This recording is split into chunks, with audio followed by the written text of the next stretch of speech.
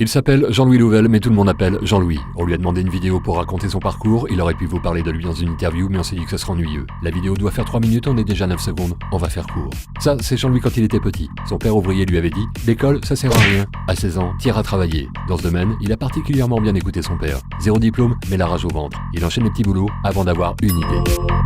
Un jour, on a demandé à Jean-Louis de revendre un stock de palettes qui avait servi. Surpris par le fait que des gens rachètent des palettes, il s'est dit « il y a un truc à faire ». Il s'est renseigné, il y avait déjà du monde sur le marché, il a observé, il a écouté. Avec son œil neuf, il a une idée, il a dit go. Palette Gestion Service est né, ils étaient 3 en 1993, ils ont développé, intégré toute la chaîne de valeur, redéveloppé, et ils sont partis à la conquête d'autres pays. Aujourd'hui, ils sont 1300, et le numéro 1 de la palette en Europe. En 2019, PGS prépare le débarquement aux États-Unis. Bref, PGS, c'est l'histoire d'une vie, celle de Jean-Louis.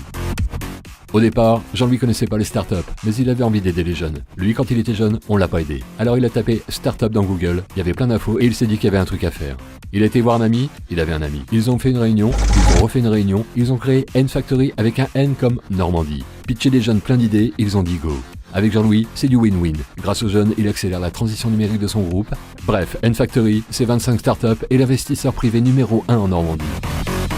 Jean-Louis, quand il était petit, son père lui disait toujours de finir son assiette. Depuis, il n'aime pas le gâchis. Et les emplois détruits, c'est du gâchis. Alors quand c'est cuit, on appelle Jean-Louis. Il visite l'entreprise, il ouvre le grand livre, referme le grand livre, il préfère rencontrer, discuter, échanger avec les collaboratrices et collaborateurs, il les écoute, et souvent il dit « Go ». Chez NPAC à Bernay, personne voulait y aller. Un peu d'intuition, et le patrimoine industriel a été conservé. Les hommes et les femmes remotivés, bref, aujourd'hui, c'est plus d'une dizaine d'entreprises sauvées en Normandie.